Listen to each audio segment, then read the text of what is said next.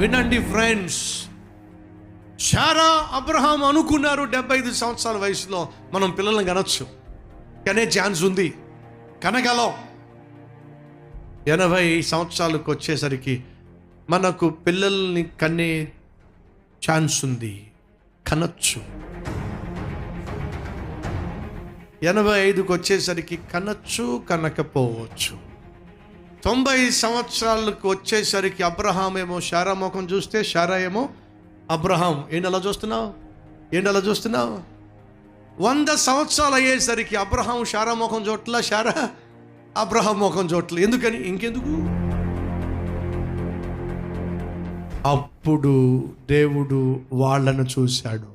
ఎందుకని? ఇది మీకు అసాధ్యము, కానీ నాకు సమస్తము సాధ్యం.